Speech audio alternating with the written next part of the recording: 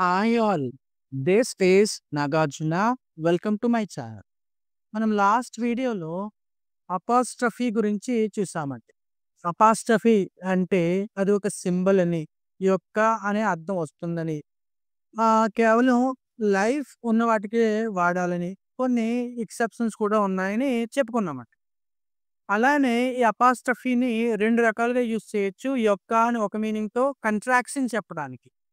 ఏదైనా ఒక short form చెప్పినప్పుడు, ఆ షార్ట్ ఫార్మ్‌లో ఒక లెటర్ మిస్ చేస్తాం. ఫర్ ఎగ్జాంపుల్ 'డు నాట్' ఉందండి. 'డు నాట్‌ని 'డోంట్' అనొచ్చండి. నేను ఇక్కడ రాస్తాను, ఒకసారి రాసి చెప్పుకుందాం. అపాస్ట్రఫీని అపాస్ట్రఫీ అపాస్ట్రఫీని మనము 2 రకాలుగా ఉపయోగించొచ్చని చెప్పానండి. ఒకటొచ్చేసి యొక్క అనే మీనింగ్‌తో, మరొకటేమో కంట్రాక్షన్. కంట్రాక్షన్ అంటే ఏంటి? మనం ఇలా రాస్తాం కదా! 'డు నాట్' అని రాస్తామండి. దానికి షార్ట్ ఫార్మ్ వచ్చేసి డోంట్.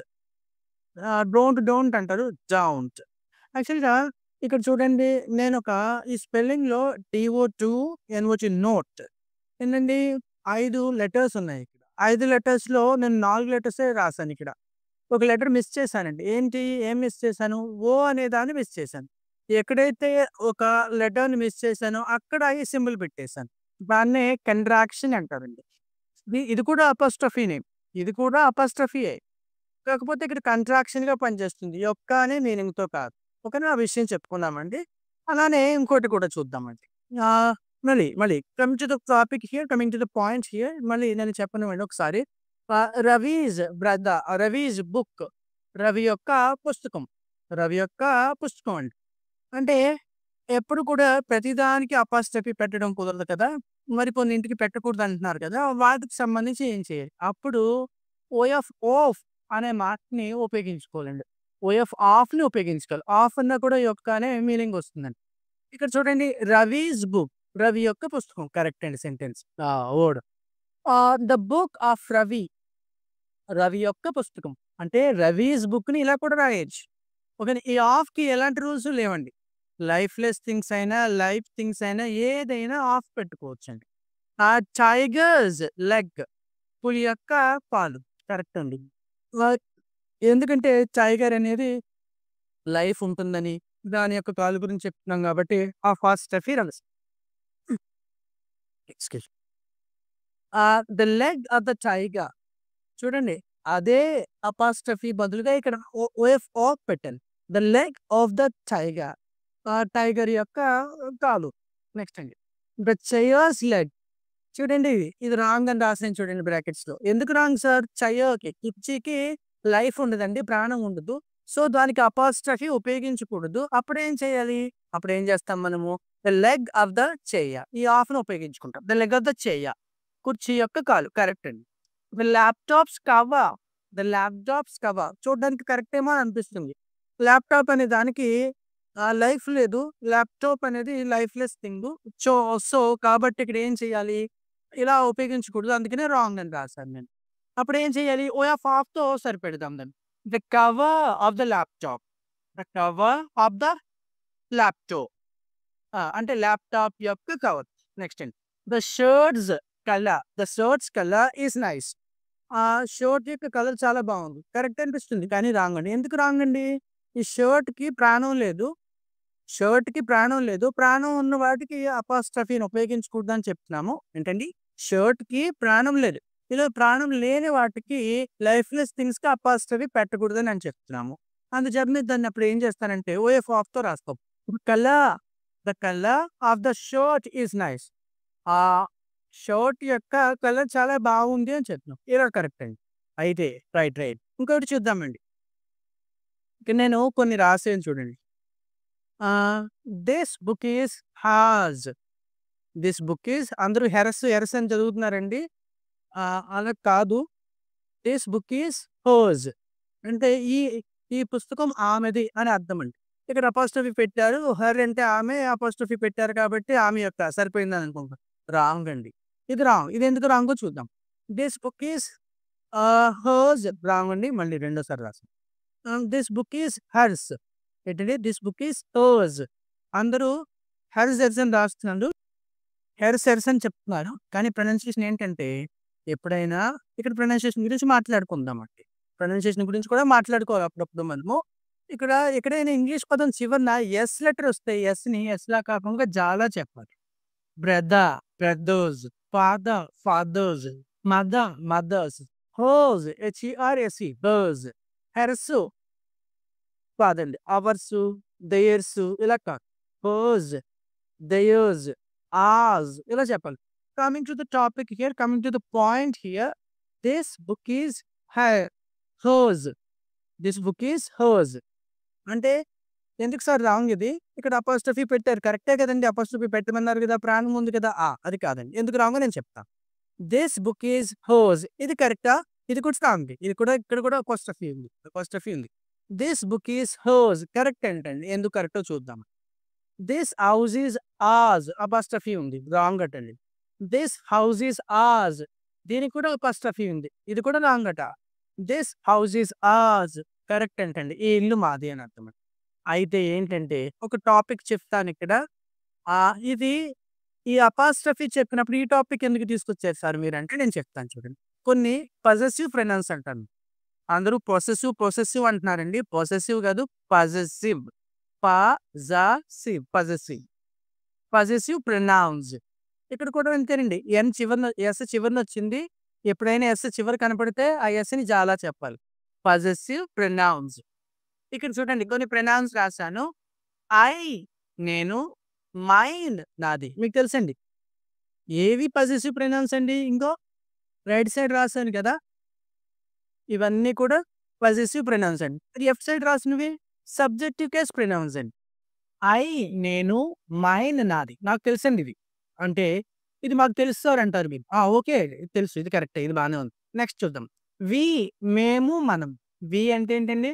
అందరూ ఉయ్ అంటారు. ఉయ్ కాదండి వి. చాలా మంది ఉయ్ అని చెప్తారు కొంతమంది. అప్పుడు ఉయ్ కాకుండా వి అని చెప్పాలండి. మోడర్న్ ఇంగ్లీష్‌లో వి అని చదవాలి. We are Indians. We are brothers. We are sisters అలా చెప్పాలండి. రైట్. వి అంటే ఏంటండి? మేము, మనం.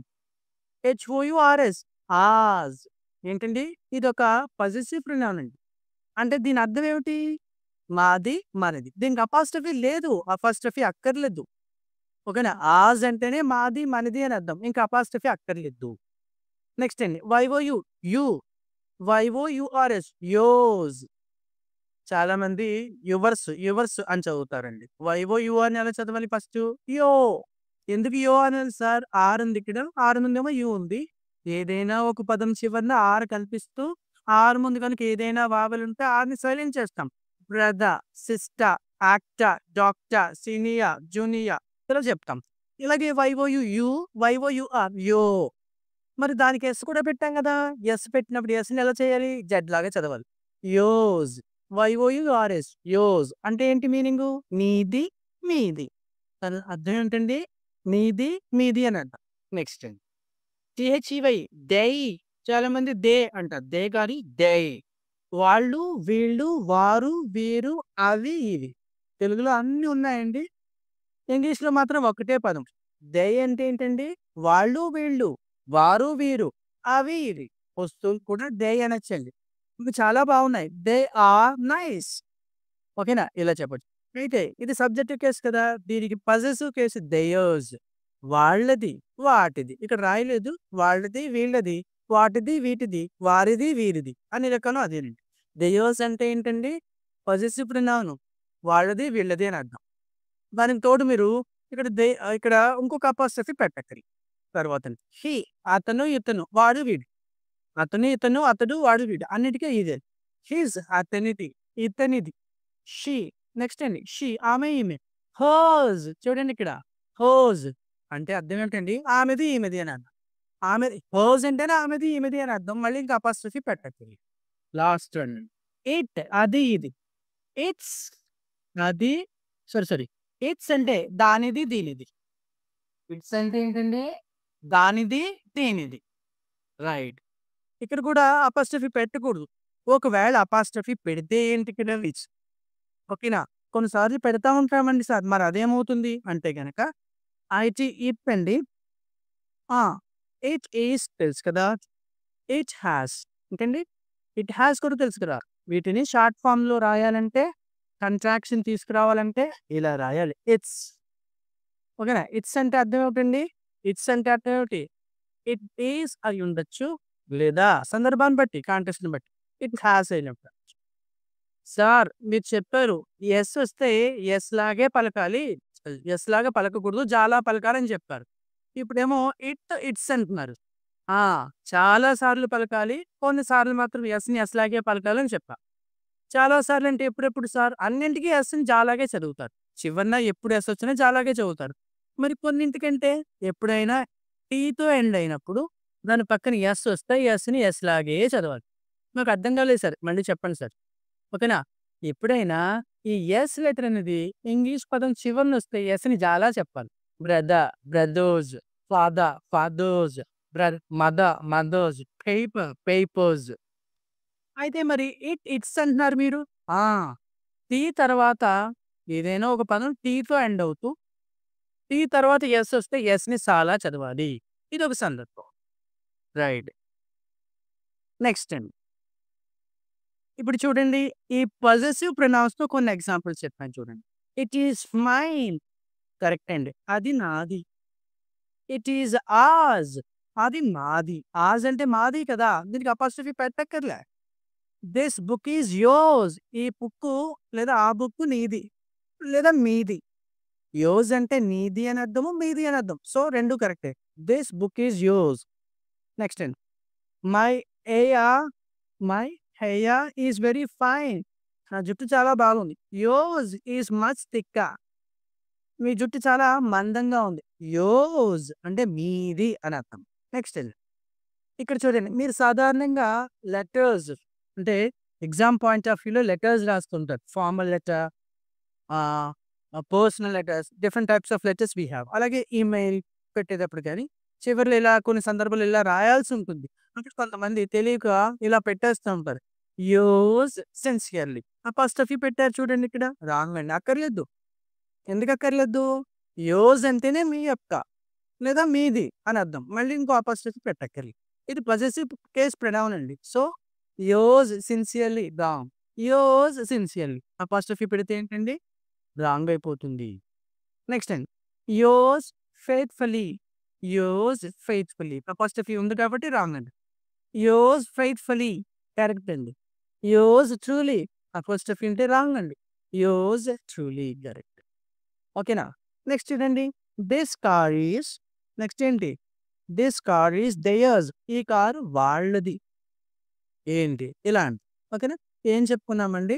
అపాస్ట్రఫీ అంటే ఏంటి అర్థం? 2 అర్థాలండి. ఒక అర్థమేమో యొక్క అని చెప్తుంది. మరొకటి ఏం చెప్తుంది?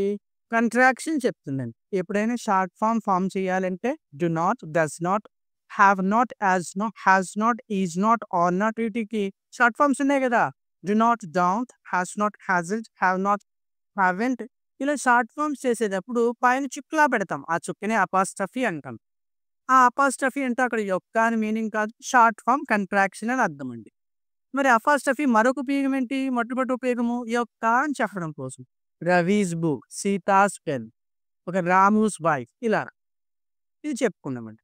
అదే ఇక్కడ ప్రొనౌన్స్, పొసెసివ్ ప్రొనౌన్స్ అనేది గురించి చూసుకున్నామండి. Thank you so much. If you like my content please subscribe my channel and please follow my channel. And I'll come again with one more video for apostrophe explanation. Right. Thank you so much.